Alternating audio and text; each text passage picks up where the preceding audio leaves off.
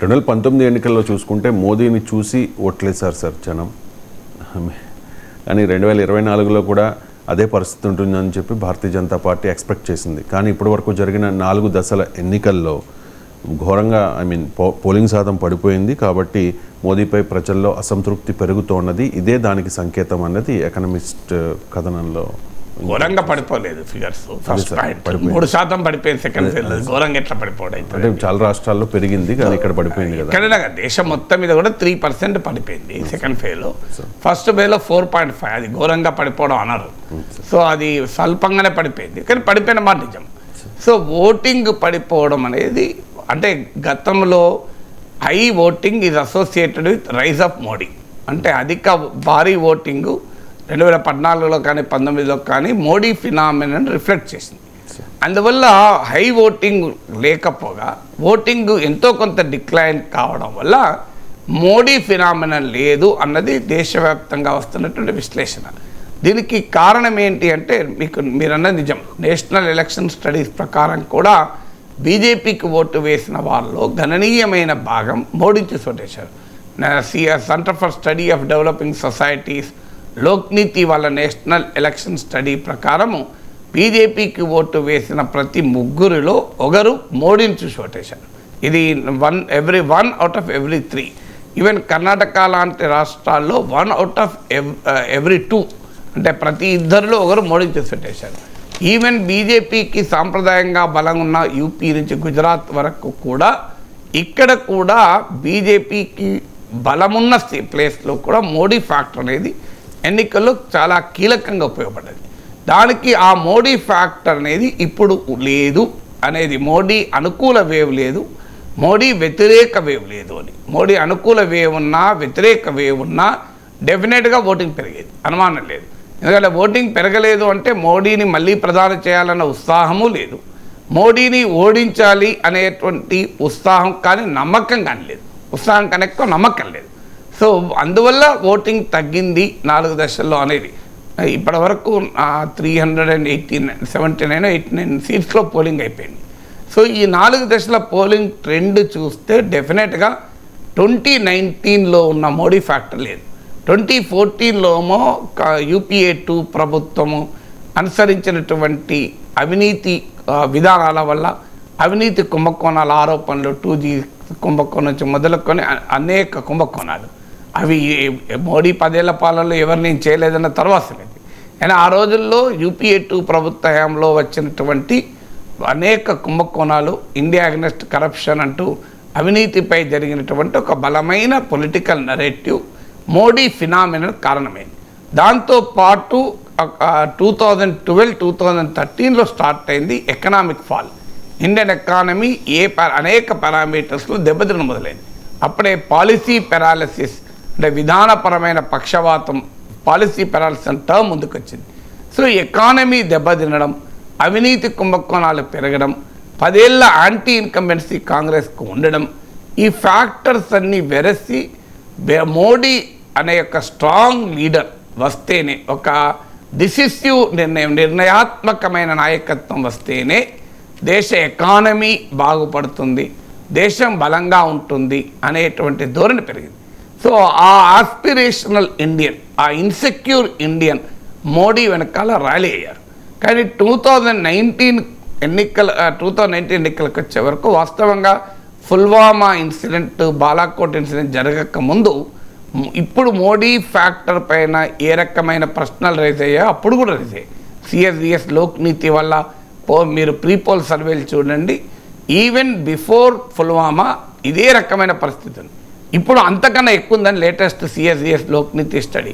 అంటే ఆ రోజు ఫీల్ అయినంత దానికన్నా ఉద్యోగాలపైన, ధరలపైన ప్రజలు ఈరోజు ఇంకా ఎక్కువ ఫీల్ అవుతున్నారు. సో ఆ రోజు ఏమైందంటే పుల్వామా ఇన్సిడెంట్ జరిగి బాలాకోట్ స్ట్రైక్స్ వచ్చే వరకు పబ్లిక్ కన్వర్జేషన్ పూర్తిగా మారిపోయింది. ఎందుకంటే ఎప్పుడు కూడా ఒక ఎమోషనల్ అంశం వచ్చినప్పుడు ఇతర గ్రౌండ్ ఇష్యూస్ అని పక్కకు పోతాయి. ఇప్పుడు రాజీవ్ గాంధీ హత్య తర్వాత, హత్యకు ముందు మీరు ఎన్నికల ఫలితాలు చూడండి. రాజీవ్ గాంధీ హత్య ఎన్నికల మధ్యలో వచ్చింది. అందువల్ల before Rajiv Gandhi assassination, after Rajiv Gandhi assassination జరిగిన ఎన్నికల ఫలితాలు చూడండి, కంప్లీట్ డిఫరెంట్ ఉంటాయి. అంటే రాజీవ్ గాంధీ హత్యతో అప్పటిదాకా కాంగ్రెస్ పార్టీ పైన ఉన్న వ్యతిరేకత కూడా పోయి సింపతి ఫ్యాక్టర్ ముందుకు వచ్చింది. ఈవెన్ ఇందిరాగాంధీ హత్య అనంతరం కూడా అనూహ్యమైన మెజారిటీ 1984లో రాజీవ్ గాంధీ నాయకత్వంలో కాంగ్రెస్ ప్రభుత్వం 400కు పైగా సీట్లు వచ్చింది. అందువల్ల ఎప్పుడైనా ఒక బలమైన ఎమోషన్ ముందుకు వస్తే రియల్ ఇష్యూస్ పక్కకు పోతాయి. అందువల్ల పుల్వామాలో సిఆర్పిఎఫ్ జవాన్ల పైన దాడి, దానికి కౌంటర్గా బాలాకోట్లో పాకిస్తాన్ పైన మన దేశం జరిపిన దాడి ఒక్కసారిగా పబ్లిక్ కన్వర్జేషన్ పూర్తిగా మార్చింది. దాంతో మోడీ లాంటి బలమైన నాయకుడు ఉంటేనే దేశం భద్రంగా ఉంటుంది. అందువల్ల దేశ భద్రత రీత్యా చూస్తే మోడీ లాంటి నాయకుడు ఉండాలి అనేటువంటి నేషనలిస్టిక్ ఫెర్వర్, ఒక జాతీయవాద భావోద్వేగం భారతదేశాన్ని ఆవహించింది. ఆ జాతీయవాద భావోద్వేగం రైజ్ చేసిన మోడీ ఫినామినా మోడీ 2.0. ఇప్పుడు నేను 2014లో మోడీ 1.0 ఆవిష్కరణకు కారణమైన పరిస్థితులు చెప్పాను. మోడీ 2.0 ఆవిష్కరణకు కారణమైన పరిస్థితులు చెప్పాను. మరి మోడీ 3.0కు ఏ పరిస్థితులు ఉన్నాయి? ఏ పరిస్థితులు కనబడడం లేదు. అటు బాలాకోట్, పుల్వామా లాంటి ఎమోషన్ లేదు.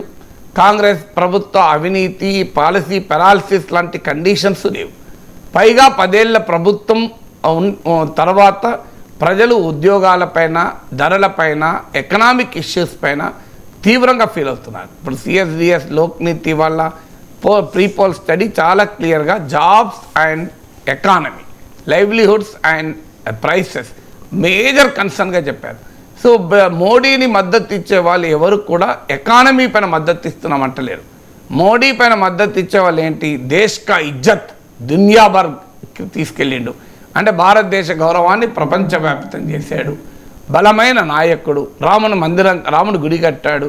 ఆర్టికల్ 370 రద్దు చేశాడు. వీటి కొరకు మోడీ ఓటేస్తామంటున్నారు. కానీ మోడీ ఓటేస్తానికి మోడీ వస్తే ధరలు నియంత్రిస్తాడు, మోడీ వస్తే బ్రహ్మాండమైన ఎకానమీ డెవలప్ అవుతుంది, మోడీ వస్తే బ్రహ్మాండంగా ఉద్యోగాలు వస్తాయని ఎవ్వరూ అనలేదు ఈ పోల్ స్టడీలో.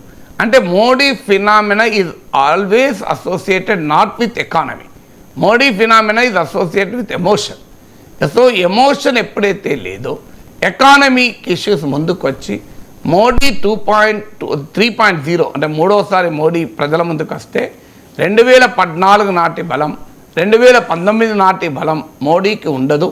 మోడీ ఫ్యాక్టర్ బీజేపీకి అంతగా ఉపయోగపడదు అని అంటున్నారు. అయితే దీనితో మోడీ అధికారంలోకి రాడు, బీజేపీ రాదు అని ఎవరంటలేరు.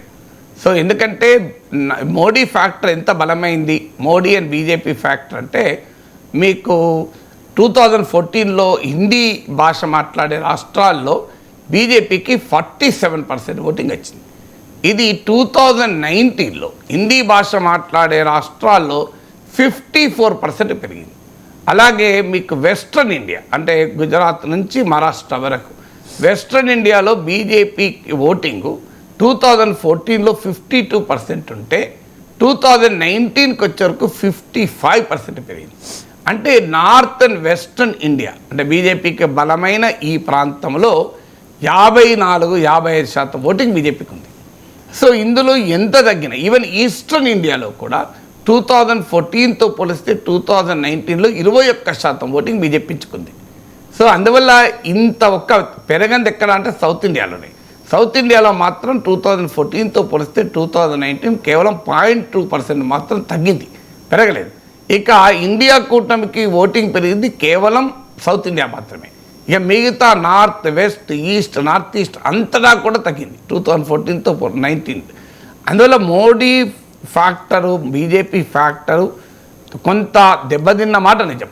ఎంత దెబ్బతిన్నది అనేది మనం ఖచ్చితంగా చెప్పలేం, కానీ దెబ్బతిన్న మాట నిజం. అయితే అధికారం పోయేంత దెబ్బతిన్నదా అనేది ఇప్పుడు పెద్ద క్వశ్చన్. 2004 రిపీట్ అవుతుందా, లేదా 1977 అవుతుందని ఎవరు అనడం లేదు. 1977 అవడం అంటే అధికారంలో ఉన్న వాళ్ళు తుడిచిపెట్టుకుపోవడం. ఆ సిచ్యువేషన్ అయితే ఎట్టి పరిస్థితుల్లో లేదు. ఇక 2004 అవుతుందా అంటే వాజ్పేయి నాయకత్వంలో ఎన్డీఏ అధికారంలోకి రాలేకపోవడం. అది జరగాలంటే బీజేపీ బలం <200 పడిపోవాలి. <200కు పడిపోయే వాతావరణం అయితే లేదు అన్నది అత్యధిక మంది విశ్లేషణ. ఇక అనూహ్యంగా ఈ నెక్స్ట్ 3 ఫేజుల్లో మోడీ పట్ల నిర్లిప్తత, మోడీ పట్ల అసంతృప్తి, మోడీ పట్ల ఉండేటువంటి అభిప్రాయం కాస్త వ్యతిరేక అభిప్రాయం, అంటే యాంటీ మోడీ సెంటిమెంట్ లాగా రైజ్ అయితే తప్ప ఆ సూచన ఇప్పుడైతే లేదు, యాజ్ ఆఫ్ టుడే నేను మాట్లాడుతున్న సమయానికి. అందువల్ల Modi factor, BJP factor, economist కథనం కరెక్ట్. అది అంటే కొంత దెబ్బ తగిలిన మాట నిజం. ఈ దెబ్బ తగిలినా కూడా నేను ఇంతకుముందు ఇచ్చిన ఓటింగ్ పర్సంటేజ్ల వల్ల ఒక 4%, 5%, 7% తగ్గింది అనుకుందాం ఓటింగ్. అంటే నార్త్ ఇండియాలో 54% వచ్చింది, వెస్ట్రన్ ఇండియాలో 55 వచ్చింది. ఈవెన్ ఒక 7-8% తగ్గినా నీకేమవుతుంది, స్టిల్ బీజేపీ కొన్ని సీట్లు ఏమైనా కొన్ని చోట్ల పోవచ్చేమో.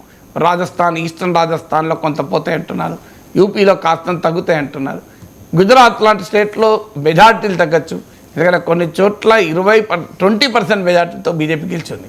224 సీట్లలో 2019 ఎలక్షన్లో 224 సీట్స్లో బీజేపీకి 50% ఓటింగ్ వచ్చింది.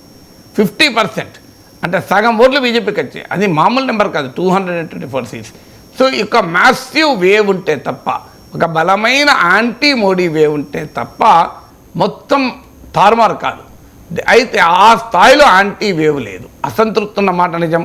మోడీ పట్ల అలగడము, గులగడం మొదలైంది, అసంతృప్తి మొదలైంది, కొంత మొదలైంది. అందుకే మీరు మోడీ కమ్యూనల్ పిచ్తో నినాదాలు మాట్లాడిన ఎవరు పట్టించుకోవడం లేదు. ఎందుకంటే this is an emotionless issueless election. So ఎందుకు మోడీకి ఓటేయాలి అనే దానికి బలమైన ఆన్సర్ లేదు. సో అందువల్ల ఒక నరేటివ్లెస్ ఎలక్షన్స్, అందువల్ల ఈ అనుమానం కలుగుతుంది. బట్ స్టిల్ బీజేపీని 200 కన్నా లోపుకు తగ్గిస్తే తప్ప మోడీ వారసులు ఎవరు అనే ప్రశ్నకు అర్థమే లేదు. స్టిల్ బీజేపీ అధికారంలో రావడానికి అవకాశం ఉంటుంది. అధికారంలోకి వచ్చినప్పుడు మోడీయే ప్రైమ్ మినిస్టర్ అవుతాడు.